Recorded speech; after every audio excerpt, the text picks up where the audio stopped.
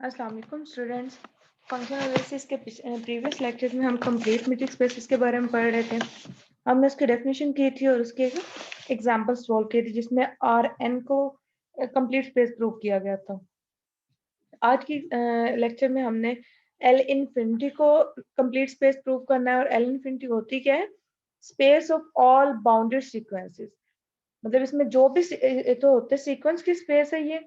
और वो सीक्वेंस किस तरह के होते हैं? जो कि बाउंडेड है, मतलब उनकी अपर बाउंड और लोअर बाउंड एग्जिस्ट कर रही होती है। अब प्रूव ये करना है कि ये वाली जो स्पेस है ना, ये कंप्लीट स्पेस है। इससे पहले हम जो शुरू वाले लेक्चर है उसमें इनको मैट्रिक्स स्पेस प्रूव कर चुके हैं। तो यहाँ पे कंप्लीट स्पेस की डेफिनेशन क्या होती है कि अगर किसी स्पेस के अंदर, मतलब एक्स टी हमारे पास कोई भी मैट्रिक्स स्पेस है, उसके अंदर अगर हर कॉची सीक्वेंस जो है वो कन्वर्ज करता है, तो वो स्पेस जो है वो कंप्लीट स्पेस कहलाती है। इसका मतलब हमने इसमें एक कॉची सीक्वेंस जो है वो लेट कर लेना है। Let x and p is a Cauchy sequence of l infinity where x and p belongs to l infinity. X and p belongs to l infinity का मतलब ये कि ये जो सीक्वेंस होगा ये बाउंडेड सीक्वेंस होना है। Where x and p is the real sequence का मतलब इसके जो आंसर आएंगे वो रियल नंबर्स आएंगे।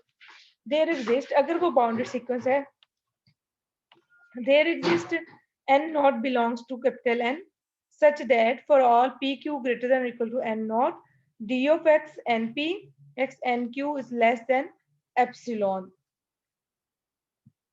और जो l इंफिनिटी के ऊपर ये जो है यहाँ तक जो है ये कॉची सीक्वेंस की डेफिनेशन लगाई है, क्योंकि हमने एक्स एंड पी जो है वो एक कॉची सीक्वेंस लिया है।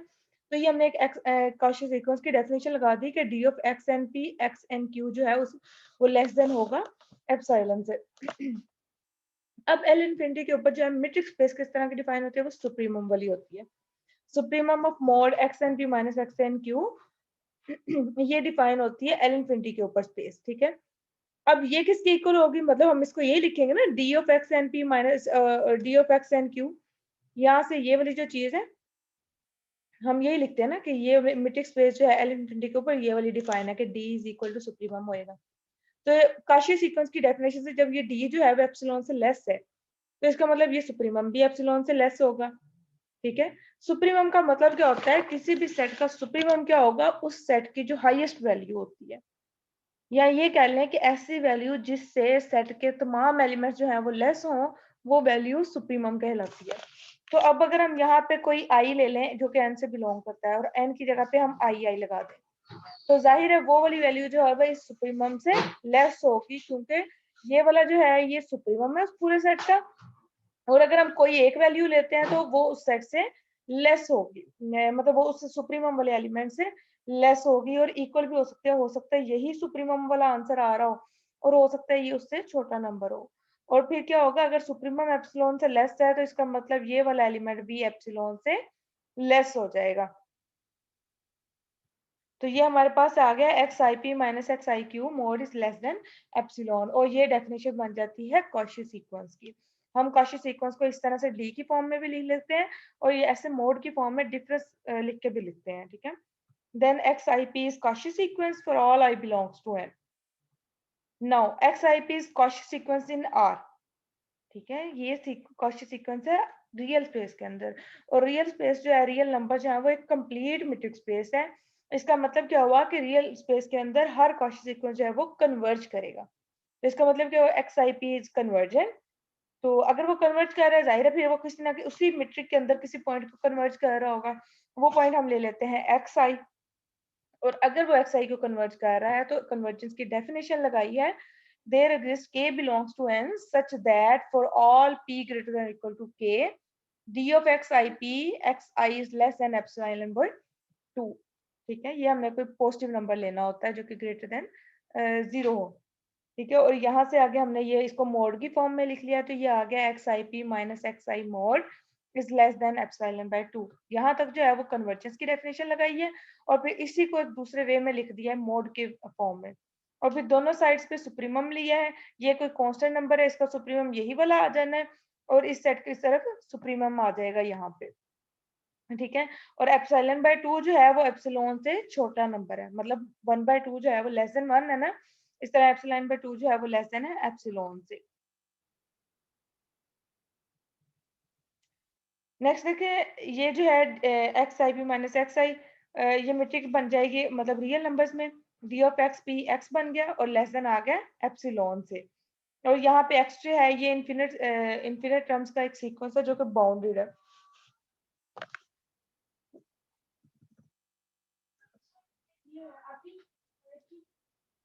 We now show that xn is bounded।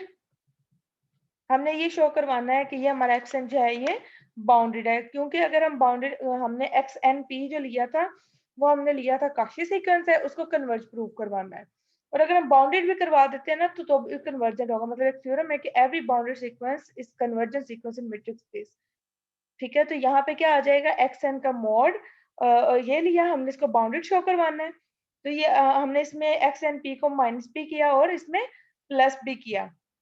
जब मोड सेपरेट करेंगे तो ये वाली ओवरऑल टर्म जो है ये कह लें या एक्स एन का मोड जो है वो लेस देन और इक्वल हो जाएगा x n minus x n p और plus x n p. Mod इनका अलग-अलग से कर लिया। ठीक है, उसके बाद अब ये वाली जो टर्म है ये अभी हमने ऊपर प्रूव किया कि x n p convergent sequence है, तो इसलिए ये लेस देन है एप्सिलॉन से। यहाँ पे ये चीज हमने इसको प्रूव किया है। ठीक है, यहाँ पे एक्स पी ले लें या एक्स एन पी वो सेम चीज है। फिर प्लस एक्स एन पी ये लेस देन एप्सिलॉन है। और ये एक्स एन पी क्योंकि हमने एल इन्फिनिटी में से लिया था, यहाँ पे इनिशियली देखे हमने एक्स एन पी जो है वो लिया है एल इन्फिनिटी में से। और एल इन्फिनिटी में किस तरह के सीक्वेंस है जो कि बाउंडेड है। तो यहाँ पे क्या आ जाएगा, अगर बाउंडेड है तो इसका मतलब देयर एग्जिस्ट के ग्रेटर देन 0 सच दैट, ये बाउंडेड सीक्वेंस की डेफिनेशन लगाई है कि उस सीक्वेंस का मोड जो है वो लेस देन इक्वल आएगा किसी पॉजिटिव नंबर से, जो कि यहाँ पे के लिया है। इस इनक्वालिटी को यूज करते हुए इसमें पुट किया है तो ये एप्सिलॉन प्लस के हो गया और एक्स एन का मोड जो है वो लेस देन आ गया एप्सिलॉन प्लस के। मतलब किसी भी, ये दोनों पॉजिटिव नंबर है और सम करोगे तो भी पॉजिटिव नंबर रहेगा, तो एक्स एन का मोड क्या हो गया, ये भी एक बाउंडेड बाउंडेड सीक्वेंस हो गया। और जो भी बाउंडेड सीक्वेंस होता है वो मतलब वो बाउंडेड हो, बेसिकली हमने एक्स एन को प्रूव किया अगर ये बाउंडेड आ जाता है तो इसका मतलब एक्स एन भी एल इन्फिनिटी का एलिमेंट है। हमने ऊपर प्रूव कर दिया था कि ये एक्स एन पी जो है वो कन्वर्ज कर रहा है एक्स एन को। और नेक्स्ट हमने ये यहाँ पे ये देखें एक्स आई पी ये जो कन्वर्ज कर रहा है एक्स आई को, तो यहाँ पे आई की जगह अगर हम एन लिख लें, एक्स एन पी जो है वो इसका मतलब एक्स एन पी कन्वर्ज कर रहा है एक्स एन को। तो और एक्स एन को हमने देखना था क्या ये एल इन्फिनिटी का ही एलिमेंट है। अगर यस तो फिर इसका मतलब होगा कि हर काशी सीक्वेंस जो है वो कन्वर्ज कर रहा है एल इन्फिनिटी में, क्योंकि मैट्रिक्स स्पेस में जो कन्वर्जेंट सीक्वेंस की डेफिनेशन है वो यही है कि सीक्वेंस जो है वो उसी सेट के एलिमेंट को कन्वर्ज करना चाहिए। तो यहाँ पे क्या आ गया, ये भी क्योंकि बाउंडेड आ रहा है तो इसका मतलब ये सीक्वेंस भी एल इन्फिनिटी में बिलोंग कर रहा है। तो नेक्स्ट लिख देंगे hence every Cauchy sequence is convergent in L infinity, so L infinity is a complete space। ठीक है, नेक्स्ट देखें, दो स्पेसिस ली हैं, दो मैट्रिक्स स्पेसिस ली हैं, उनका डायरेक्ट प्रोडक्ट लें तो उस पर किस तरह की मैट्रिक डिफाइन होती है। Let x1 d1 x2 d2 be metric spaces. एक ये मैट्रिक्स स्पेस ली है और एक ये मैट्रिक्स स्पेस ली है, और यहाँ पे x लिया है x1 क्रॉस x2, मतलब ये x1 और x2 का कार्टेशियन प्रोडक्ट लिया है। Define a function d from x cross x to r as follows। अब एक इस x का एलिमेंट, अब ये जो x है ये ऑलरेडी कार्टेशियन प्रोडक्ट में है, तो एक हमने इस x का एलिमेंट लिया x1 x2, दूसरा इस x का एलिमेंट लिया वो हमने ले लिया y equal to y1 y2। तो एक इसका एलिमेंट लेना है x, एक इसका एलिमेंट लिया y, इस पे मैट्रिक डिफाइन करनी है तो d ऑफ x y लिख लिया। मैट्रिक किस तरह से डिफाइन होती है, maximum of d1 x1 y d2 x2 y। मतलब पहले सेट की मैट्रिक हमने ली है d1 और वो x1 और y1 पे है, और d2 जो है वो x2 और y2 के ऊपर है। ये मैट्रिक स्पेस बनती है डायरेक्ट प्रोडक्ट पे। ठीक है, इस डेफिनेशन को याद रखना है। तो नेक्स्ट एग्जांपल देखें कंप्लीट मैट्रिक स्पेस की, the direct product of two complete metric spaces is complete.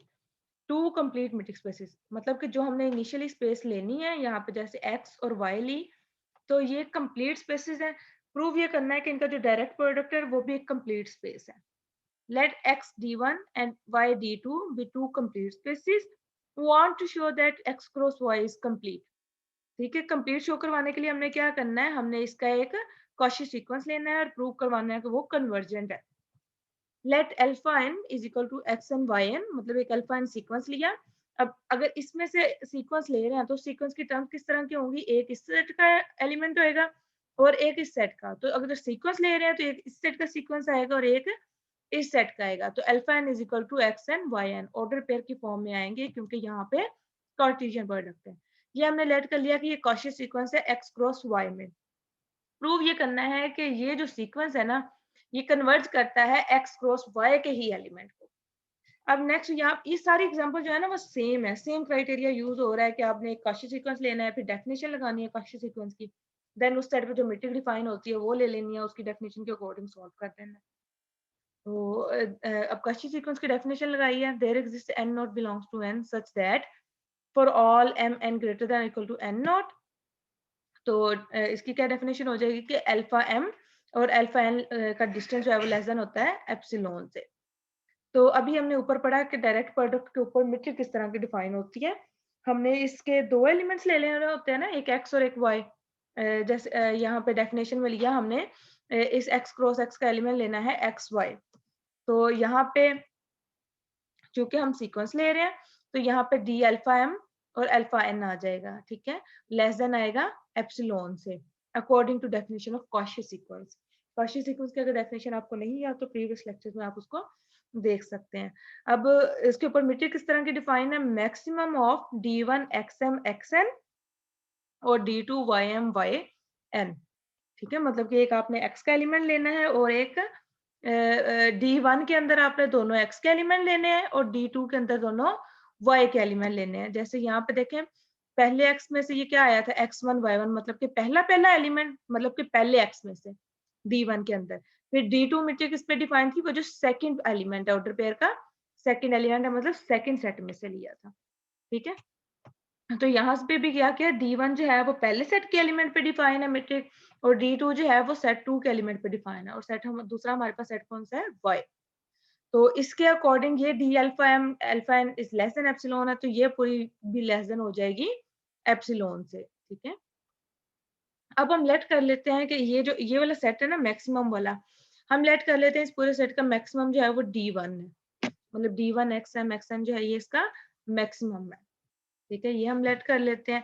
अब ये देखो एक्स जो है वो कंप्लीट मीट्रिक स्पेस है। ठीक है, तो उसके अंदर ये एक्स एम हर कॉची सीक्वेंस कन्वर्जेंट होगा, तो ये एक्स एम क्या है, ये कॉची सीक्वेंस होगा एक्स के अंदर, इसलिए ये लेस देन है एप्सिलॉन से।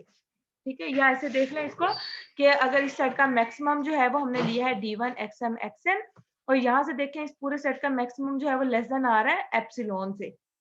अगर ये लेस देन एप्सिलॉन से तो इसका मैक्सिमम जो भी एलिमेंट मैक्सिमम आएगा वो भी लेस देन होगा एप्सिलॉन से। तो यहाँ से क्या आ गया, d one x m x n is less than epsilon, क्योंकि यहाँ पे वजह भी लिख रही है since d alpha m alpha n is less than epsilon. इससे ये वाले यहाँ से ये चीज इंप्लाइज हो जाएगी कि एक्स एन जो है वो कॉची सीक्वेंस है एक्स के अंदर, क्योंकि ये कॉची सीक्वेंस की डेफिनेशन बन रही है और एक्स एम एक्स एन जो है वो एक्स के एलिमेंट्स है। एंड D2 अगर हम और क्योंकि D1 जो है वो हमने मैक्सिमम लेट किया था, अगर वो मैक्सिमम है तो बाकी सारे के सारे एलिमेंट जो होंगे वो उससे लेस होंगे। जैसे कि अगर मैक्सिमम T1 और T का T1 है ना, तो इसका मतलब T2 जो है वो T1 से लेस है या फिर वो उसके इक्वल भी हो सकता है, मतलब दोनों एलिमेंट इक्वल भी हो सकते हैं ना ऑर्डर पेयर में। तो ये अगर ये D1 जो है एक्सएन लेस आ रहा है एप्सिलॉन से, तो इसका मतलब ये भी लेस हो गया। ठीक है, और D2 वाई एन भी आ गया लेस देन एप्सिलॉन से। और वाई एन क्या हो गया, कॉची सीक्वेंस इन वाई, क्योंकि ये दोनों वाई के एलिमेंट्स हैं और ये वाली जो डेफिनेशन है ये कॉची सीक्वेंस की है, तो ये वाई एन क्या होगा, Cauchy in y. Given that x and y are complete, x भी कंप्लीट स्पेस है, वाई भी कंप्लीट स्पेस है, इसका मतलब एक्स के अंदर हर कॉची सीक्वेंस कन्वर्जेंट होएगा, वाई के अंदर हर कॉची सीक्वेंस कन्वर्जेंट होएगा। तो एक्स के अंदर कॉची सीक्वेंस कौन सा आया, ये एक्स एन, तो ये एक्स एन कन्वर्ज करेगा किसी पॉइंट, ये कन्वर्जेंट होगा एक्स में, और वाई एन भी कन्वर्जेंट होएगा वाई के अंदर। और अगर ये कन्वर्ज कर रहे हैं तो ये एक्स मतलब अपने ही सेट के किसी पॉइंट को कन्वर्ज करेंगे, मतलब कि एक्स एन कन्वर्ज करेगा एक्स को, वाई एन कन्वर्ज करेगा वाई को, और यहाँ पे एक्स एक्स से बिलोंग कर रहा है और वाई कैपिटल वाई से। अब लेट कर लेते हैं अल्फा जो है वो इक्वल है एक्स वाई से, और एक्स यहाँ पे एक्स से वाई का बिलोंग कर रहा है और वाई जो है वो कैपिटल वाई से बिलोंग कर रहा है। इसका मतलब अल्फा किससे बिलोंग किया, एक्स क्रॉस वाई से। तो डी हम अब काशी सीक्वेंस तो हमने लिया हुआ है अल्फा एन, प्रूव ये करना है कि वो कन्वर्जेंट है, ठीक है? तो ये material D of alpha and alpha हम प्रूव ये करना चाह रहे हैं कि ये एप्सिलॉन से लेस आता है कि नहीं। अगर ये एप्सिलॉन से लेस आ जाता है तो ये कन्वर्जेंट की डेफिनेशन फुलफिल हो जाएगी।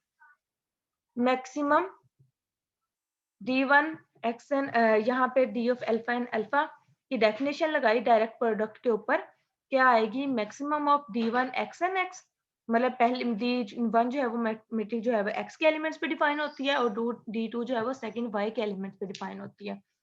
तो एक्स अल्फा एन का element x n y n आ गया और अल्फा का एलिमेंट जो है वो एक्स और वाई आ गया, ठीक है? Since x n approaches to वो x and y n approaches to y, तो इसका मतलब अगर एक्स एन एक्स को अप्रोच कर रहा है तो ये भी लेस देन एप्सिलॉन हो जाएगा और ये भी लेस देन एप्सिलॉन हो जाएगा। हम लेट कर लेते हैं कि पहले D1 जो मेट्रिक है वो लेस देन एप्सिलॉन 1 है। कन्वर्जेंस की डेफिनेशन लगाई है, इनको गौर से देखना है इनमें कौन कौन सी डेफिनेशन जो है वो अप्लाई हो रही है।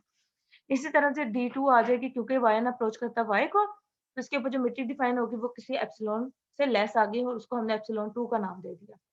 इनकी वैल्यूज यहाँ पे पुट करें, अगर ये भी एप्सिलॉन 1 से लेस है, ये एप्सिलॉन 2 से लेस है, तो इसका मैक्सिमम जो है वो मैक्सिमम ऑफ एप्सिलॉन 1 और एप्सिलॉन 2 से लेस हो जाएगा। और हम लेट कर लेते हैं कि इनका मैक्सिमम जो है वो कोई एक नंबर है एप्सिलॉन 3। अब ये एप्सिलॉन 3 वो एप्सिलॉन भी 1 भी हो सकता है और 2 भी हो सकता है, मतलब इन दोनों में से कुछ भी हो सकता है। ठीक है, अब डी अल्फा एन और अल्फा किसी एप्सिलॉन से लेस आ रहे हैं, इसका मतलब अल्फा एन जो है वो कन्वर्ज करता है अल्फा को, और अल्फा किसका एलिमेंट था? एक्स क्रॉस वाई का। और हमने अल्फा एन को क्या लिया था? ये कॉशी सीक्वेंस है और प्रूव ये कर दिया कि ये कन्वर्ज भी कर रहा है। सो एक्स क्रॉस वाई ये जो डायरेक्ट प्रोडक्ट की स्पेस थी ये क्या होगी? ये कंप्लीट स्पेस हो गई।